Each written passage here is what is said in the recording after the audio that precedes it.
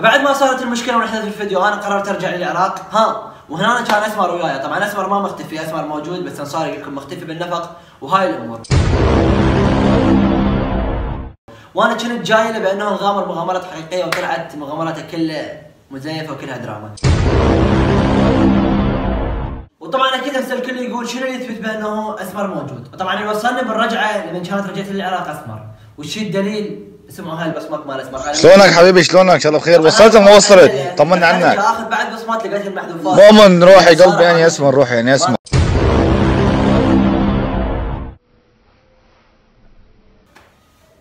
سلام هلا احبابي، شلونكم؟ شلون صحتكم؟ ان شاء الله تكونوا بخير. طبعا ادري الكل منتظر هاي اللحظه والكل منتظر هذا الفيديو.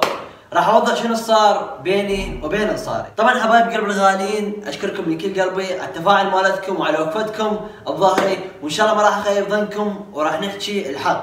طبعا راح احكي كل شيء صار، المشكله بيني وبين انصار اللي انتشرت بالفتره الاخيره. اكيد الكل يعرف سفاره تركيا وهسه يقولون شنو السبب، شو انت رجعت العراق. طبعا راح احكي لكم شنو صار وكل شيء بالتفصيل، وراح يكون كلام الله شاهد على كل ما اقوله. الحكي راح احكيه كله، ما راح ازود ولا انقص حرف واحد، راح احكي كل اللي صار وياي وكل المشاكل اللي صارت، وكتاب الله راح يكون شاهد. طبعا الكل يدري سافرت تركيا وشفت الفلوس. طبعا قبل لا اسافر تركيا انا كنت رايح لانصاري بانه نشتغل سويا ونصور سويا، وما كان بيناتنا اي اتفاق، يعني اعطيه فلوس لو يعطيني فلوس بمجرد التصوير سويا، يعني كنا رايحين بانه كصداقه نصور سويا وماكو اي مشكله. فحبايبي اكمل لكم السالفه. وصلت المطار ولقيت انصار استقبلني يا شباب مثل ما شفتوا الفيديو، وما راح اقصر بحقه. استقبلني استقبال اسطوري، يعني توقعوا جاني المطار من مدينه كلش بعيده ووصلني وصعدنا بالسياره سويه، وما قصر الولد بالاستقبال مالته، وودانا الفندق وجبنا اكل واكلنا.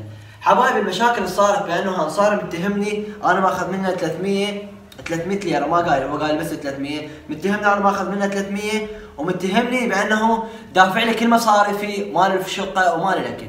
فانا راح اوضح لكم شنو صار. فاليوم الاول انا جاي تركيا ضيف كشواندل، فانصار تكفل بكل شيء، دفع لي اليوم الاول مال الفندق، ما انكر هذا الشيء، دفع لي اليوم الاول مال الفندق وجاب لنا عشاء اليوم الاول. فاليوم الثاني انا دفعت مال الفندق 200 ليره، والنوب اليوم الثالث شلت 100 دولار ورقه، 100 دولار اعطيتها ابو الفندق، قلت لها مال 4 ايام مال مبيتي. فانا كنت افكر كنت اروح القى انصار وحيد يعني، فانصار طلعت عنده عائله ويعني ساكنين ببيت وياه، فانا قررت لازم اظل وحدي. ومثل ما شفتوا انصار دفع لي يوم واحد بس، اول يوم وصلت تركيا، فباقي الايام انا دفعتهن بيدي، يعني اتوقع انا جاي من العراق ما جاب وياي فلوس يا شباب. فانصار طالع بالبيت ويتكلم يقول دفعت له كل تكلفته وكل مصاريفه مال الفندق. فهذا الشيء الاول. الشيء الثاني بدينا نصور سويا انا وانصاري، اللي هنا ما كان بيناتنا اي اتفاق. صورت 3 مقاطع بقناته، يعني انا جاي هم يعني انا جاي عندي 190,000 مشترك شباب، والكل يعرف شنو تفاعل قناتي، والكل يعرف شنو مغامراتي، اغامر كلها الساعه 12 بالليل، الساعه 1 بالليل، وادخل مكانات مهجوره. فلحد الان كل شيء تمام، ماكو اي مشكله وماكو اي خلاف بيناتنا انا وانصاري. يا شباب بعد ما صورنا ونشر 3 مقاطع بقناته، فانا قلت له هسه لازم اصور، اجى دوري لازم اصور لان قناتي صار لي ما ناشر بيها. صورنا مقطع بقناته ونشرته، يعني اتوقع الكل يعرف النشر مالتي الساعه 2 الظهر. نشرت المقطع لل10 بالليل، يعني 10 ساعات المقطع وصل 200,000 مشاهده يا شباب، وكان هذا دعم كلش كبير لان انصار طالع وياي بالمقطع اكيد. فانصار اجانا بالليل للشقه مالتي، قلت له تفضل حبيبي صعدنا للغرفه، قال لي احنا لازم نتفق. قلت له على شنو تتفق؟ قال لي انت تعرف انا قناتي اعلى من قناتك وراح يجوك متابعين من عندي. قلت له ايه حبيبي، وقال انا لازم اخذ فلوس بهذا الشيء. قلت له انا اخذنا، قلت له هاي العين قبل هاي العين. قلت له شو تفصل؟ انا البس. قال تمام. قال انا اخذ نسبه 80%، يعني بهاي ال 20 يوم. قال لي ايش قد راح تبقى؟ قلت له راح ابقى 20 يوم. قال لي بهاي ال 20 يوم ايش قد يطلع لك ارباح؟ انا اخذ 80% من هاي النسبه. قلت له حبيبي ولا يهمك تاخذ 80% وانا اكون ممنون لك. يعني اتوقع انا جاي من البلد وشخص جاي على ثقه. تعرفون ايش قال لي؟ قال لي لازم ارد ايميل قناتك. قلت له شو تسوي بالايميل مال القناه؟ قال لي ايش يصير؟ قال لي يجوز تصعد وتعوفنا وتروح. قلت له انا ايميل قناتي ما اقدر اعطيه، راح اعطيك الجواز مالتي، جواز السفر. شريت له الجواز اعطيته.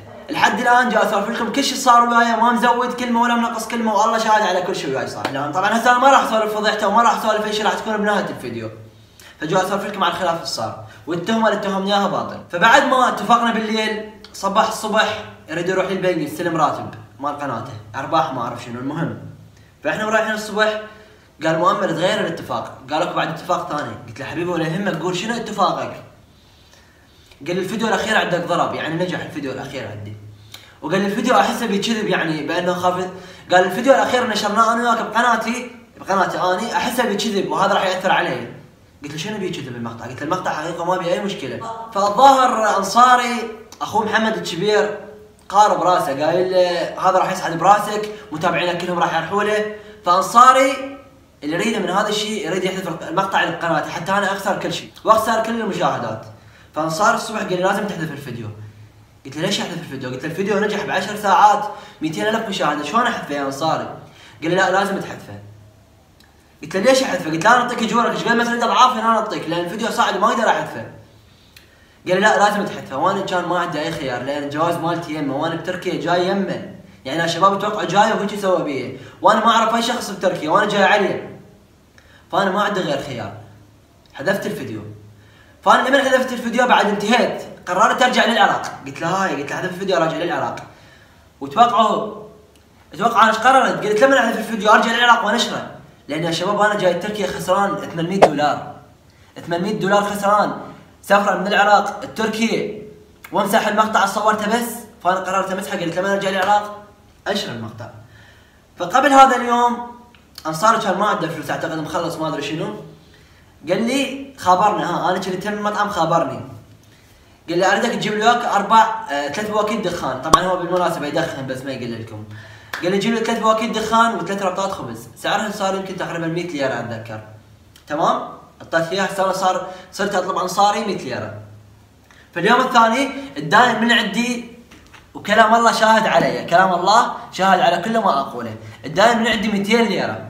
الداين من عندي انا اعطيته له 200 ليره دين، قال لي من استلم ارباح ارجع لك اياها. فايش قد صار يا منصاري؟ 300 ليره يا شباب، 300 ليره، وكلام الله شاهد على ما اقوله. فبعد ما صارت المشكله ونحذف الفيديو انا قررت ارجع للعراق. وهنا كان اسمر وياي، طبعا اسمر ما مختفي، اسمر موجود بس انصاري يقول لكم مختفي بالنفق وهاي الامور. وانا كنت جاي له بانه نغامر مغامرات حقيقيه وطلعت مغامراته كلها مزيفه وكلها دراما. فالمهم هسه نسولف بهذا الموضوع. فبعد ما صار اليوم نحذف بالفيديو انا قبل رجعت للفندق، وضعيتي متدمره، كل شيء تدمر، يعني كنت جاي شباب اتوقع جاي من بلد البلد وهيك صار بي، وانا اصلا القناه ما محتاجها، متابعيني يعرفون شنو وضعيتي. يعني اتوقع انا هذا الكرسي مالتي 200 دولار، اللابتوب مالتي ب 300 دولار، يعني اجي تركيا على مود 300 ليره، يعني طلع عن 30 دولار. تتوقعوها انتم متابعين انصار ولا متابعين الحمد لله يعرفون شنو وضعيتي الماديه. فلما هجرت وكملت كل شيء هذا الحديث صار تقريبا الساعه 2 الظهر تقريبا هذا الحديث اللي صار. فلما انا جاي اروح قلت له انصاري بس قلت له انصاري اريد 300 الدين مالتي انا حقي. فهو شال وطاني، فهو فكر انا 300 خلاص من عنده، ما اعرف ناسي ما ادري ما يتذكر بانه انا معطيه 300. فتوقع رجعت حتى ما ودعني، يعني ما اجى وصلني، لانه كان بس يريد يتخلص من عندي، لان ايش فكر راح اخذ متابعينه، فكرني راح انجح، يعني انا شخص، يعني انا جايك من بلد هذا تكريمك. فالمهم لحد الان انا رجعت بنص الطريق تقريبا، وصلت على الحدود، قبل لا اوصل الحدود التركيه يعني يوم ثاني نشرت المقطع نشرته يا شباب، لان انا جاي من العراق خسران 800 دولار وكل شيء ما احصل لا انشر المقطع ولا هاي. فما احسك الا فاتح بث على الانستغرام ويتكلم علي، يقول اعطيته 300 ويقول المصاريف مال الفندق كلها كانت علي، ويقول عافني وشرد وهاي الامور، فكل شيء قاله كان كذب. ويا شباب اذا كان كل شيء صادق يطلع يفتح لاب ويحلف بالقران الكريم يقول انا مطيه 300 ويقول دافع لك كل مصاريف الفندق. واذا ما كان هذا الشيء انا خلي هو كلام الله وتطلع ببنته، طبعا هو متزوج ما حد يدري بهذا الشيء، تطلع بعائلته، راح اخليه بس هو القران الكريم، تطلع بعائلته اذا ما طلع وضح وقال صحيح هو دايني وهو دفع تكاليف الفندق الايام الاخيره. فهذه السالفه انتهينا من عندها. طبعا انا ما مقرر لا افضحه ولا مقرر اي شيء ولا مقرر اخرب اي شيء يضره، فما طول نزل عليه هاي التهمه يا شباب وما نزل اعتذار، ما نزل قال هذا خطا كان من عندي، فانا ما عندي اي شيء بعد، لازم انزل، لازم متابعينا يعرفون شنو صار. يا شباب انا وصلت تركيا لانقذ اسمر، نغامر ثروه ننقذ اسمر انا يوم. فوصلت لقيت اسمر موجود. شنو صار يا شباب؟ ومقاطع المغامرات اللي صورن هو المقطع اللي اختفى به الريبورت هذا اسمر شال الريبورت، وهاي طلع من عندها من هولو مال تصريف مجاري، هذا اسمر، هاي انتهينا من عندها. المقطع لما سحبني النفق، هذا هم اسمر سحبني، وكان اتفاق المقطع لان انا وصلت له وطلع مقاطع كلها اتفاق وما اعرف يعني انا بعد انحصرت، فانجبرت بانه امشي على مخططاته، فسحبني بالنفق هذا اسمر وانا كنت ادري بهذا الشيء ومتفقين وكل شيء كان تمام. هذا المقطع الثاني، والمقطع الاخير هم هذا الشخص اللي قام يتنقل ورانا بالمقبره هذا هم اسمر. فاللي وصلنا لكم، فاللي انا ان شاء الله عرفتوا كل شيء صار بيني وبين انصاري، وانا الله شاهد وكلام الله شاهد علي ما كان بدي انزل هذا الشيء، ما كان انزل كذبته وما كان انزل فضيحته، بس ما طول طلع واتهمني بالباطل وبانه انا ماخذ منه 300، لا هنا انا اقف اتحدك لان انا وضعيتي كلها تعرفها وكلها تعرف الماده مالتي، والحمد لله والشكر ما محتاج واحد ولا راح احتاج، مطر رب العالمين واقف وياي، فان شاء الله الحق دائما منتصر على الباطل. وطبعا اكيد هسه الكل يقول شنو اللي يثبت بانه اسمر موجود، وطبعا يوصلني بالرجعه لما كانت رجعت للعراق اسمر، والشيء الدليل اسمعوا هاي البصمات مال اسمر. شلونك حبيبي شلونك؟ ان شاء الله بخير. وصلت ما وصلت؟ طمنا عنك. اخذ بعد بصمات لقيت المحذوفات. مؤمن روحي قلبي اني اسمر، روحي اني اسمر. راس الاسمر ما اعرف شنو هذا من اثبات ثاني، هاي الصوره مال اسمر تمام. وهذا المقطع مثل ما تشوفونه طالع بمار ريبورت لما اختفى. هسه تقولون انت شو كذب، انا طالع بالمقطع يا شباب، هذا انا وانصاري طالعين بالمقطع، وهذا اللابس عبايه هذا اسمر.